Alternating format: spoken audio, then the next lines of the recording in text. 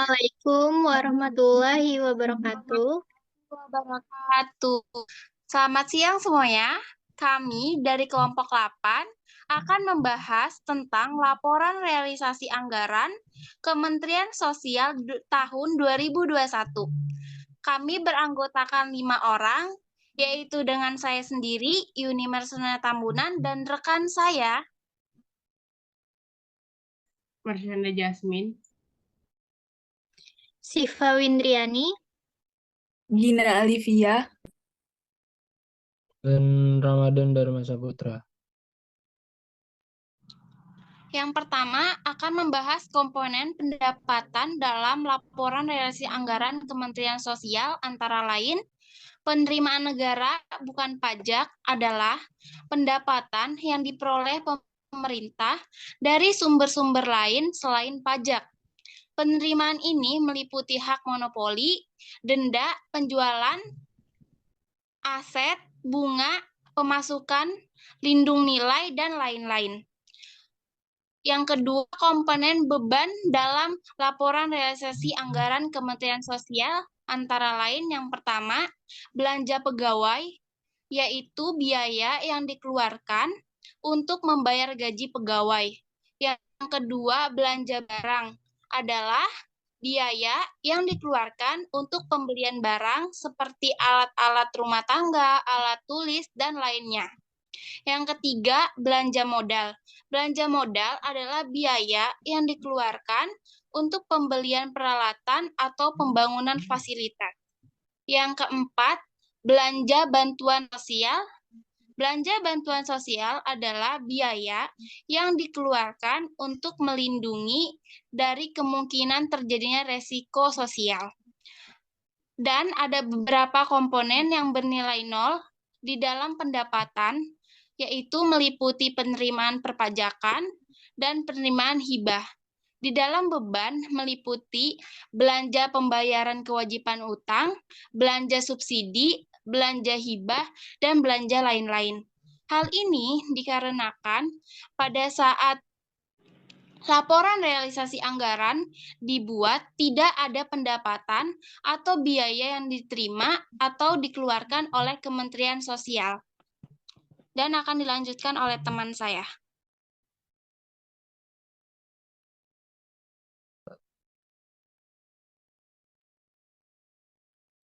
Dan berikutnya, adakah kenaikan atau penurunan dari tahun sebelumnya, baik dari sisi anggaran maupun dari sisi realisasi?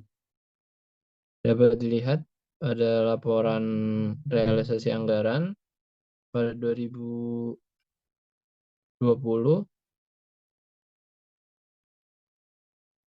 jumlah nominal lebih tinggi dibandingkan laporan realisasi anggaran di tahun 2021. Lalu yang kedua, adakah kenaikan atau penurunan dari tahun sebelumnya?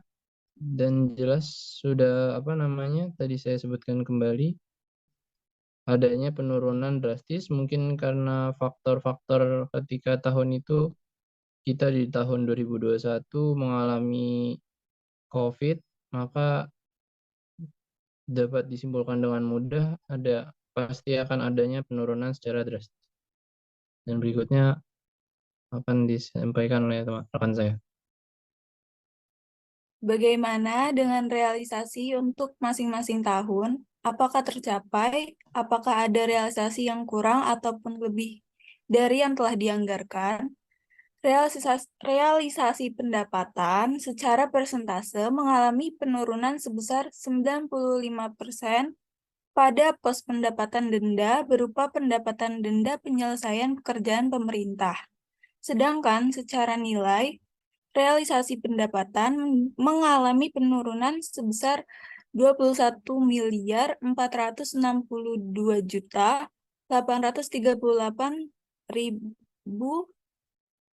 pada pos pendapatan bunga pengelolaan rekening perbankan berupa pendapatan jasa lembaga keuangan. Realisasi belanja sampai dengan 31 Desember 2021 dan 2020 adalah masing-masing sebesar 105.305.627.076.017 dan 130.288.438.820 mengalami penurunan sebesar 24.982.816.803 atau sebesar 19,18%.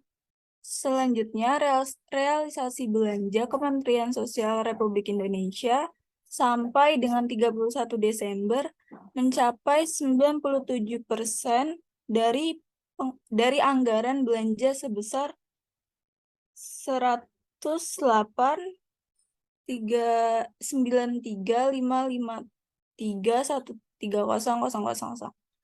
Perdebatan antara pagu dan realisasi belanja Kementerian Sosial sampai dengan 31 Desember 2021 dan 2020 dapat dilihat di tabel berikut. Pada tahun anggaran 2021, hal ini disebabkan karena pekerjaan perencanaan telah dilaksanakan, sedangkan pekerjaan fisik dan pengawasannya masuk dalam anggaran yang terkena dampak penghematan. Dampak penanganan COVID-19 juga berdampak terhadap penghematan belanja barang, perjalanan dinas, biaya rapat, honorarium, dan belanja non-operasional lainnya, serta belanja barang-barang lainnya yang terhambat dapat ditunda di tahun anggaran berikutnya. Hal ini berpengaruh secara simultan dengan pembatasan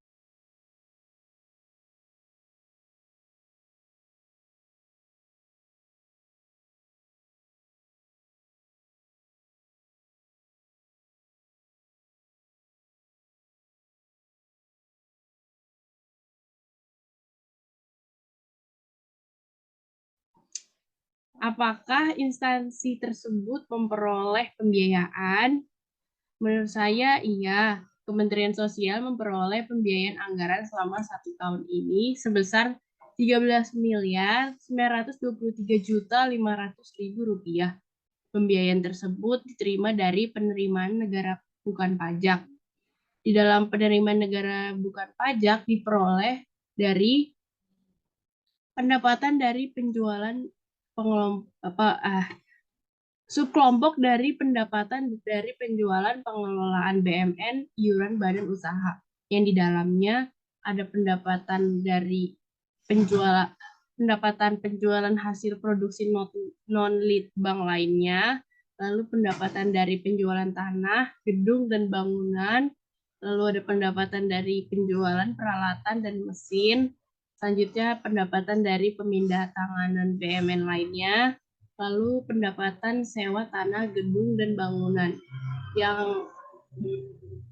yang memiliki yaitu ada subkelompok pendapatan dari administrasi dan penegakan hukum yang di dalamnya ada pendapatan perizinan lainnya. Lalu subkelompok selanjutnya ada pendapatan pendidikan, budaya, riset dan teknologi yang di dalamnya ada pendapatan ujian atau seleksi masuk pendidikan, lalu pendapatan biaya pendidikan, lalu ada pendapatan pendidikan lainnya, lalu pendapatan layanan pendidikan dan atau pelatihan. Lalu subkelompok selanjutnya ada pendapatan jasa lainnya, yang di dalamnya ada pendapatan jasa tenaga, pekerjaan, dan informasi. Sebentar, ada motor. Ribet banget. Sorry. Tadi gue mau nyebut dari mana lagi tadi? Oh ya, lainnya ya. Sabar. Lalu selanjutnya, kan? Sabar. Subkelompok selanjutnya pendapatan jasa lainnya yang di dalamnya ada pendapatan jasa tenaga, pekerjaan dan informasi. Selanjutnya pendapatan jasa lainnya. Lalu subkelompok lainnya, selanjutnya ada pendapatan bunga, pengelolaan rekening, perbankan, dan pengelolaan keuangan. Yang di dalamnya ada pendapatan jasa lembaga keuangan atau jasa giro. Lalu pendapatan penyelesaian ganti kerugian negara terhadap pegawai negeri, bukan bendahara atau pejabat lain. Lalu selanjutnya ada subkelompok lainnya, yaitu pendapatan denda.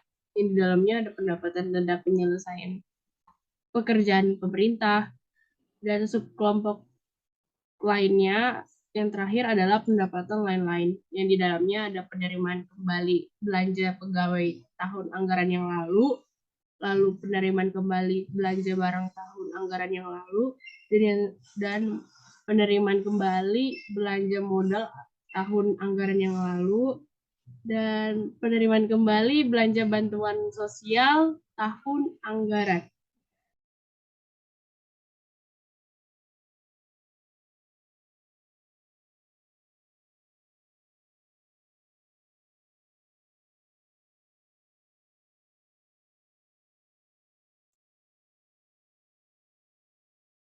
Oke, seperti yang sudah dijelaskan oleh teman saya tadi, kami menganalisis laporan realisasi anggaran dari Kementerian Sosial pada tahun 2021.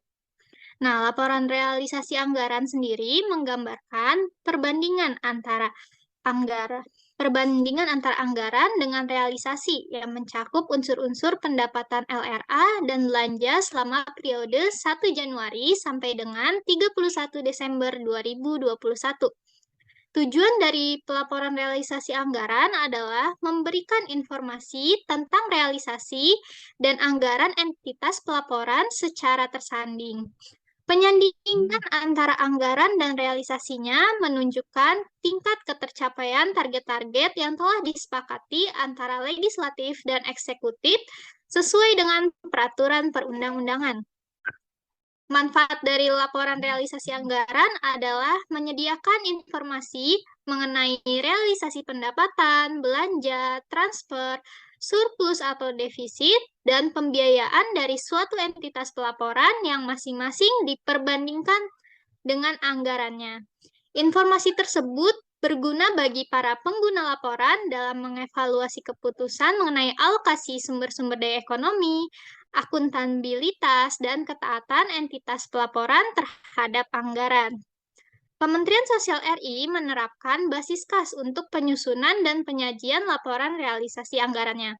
Basis kas adalah basis akuntansi yang mengakui pengaruh transaksi atau peristiwa lainnya pada saat kas atau setara kas diterima atau dibayar.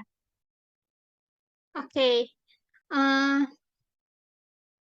Laporan realisasi anggaran Kementerian Sosial tahun 2021 sendiri terdiri dari realisasi pendapatan negara sampai dengan 31 Desember tahun 2021 adalah berupa pendapatan negara bukan pajak sebesar Rp 2.451.581.981.917 atau mencapai 17.636,24% dari estimasi pendapatan sebesar Rp 13.923.500.000.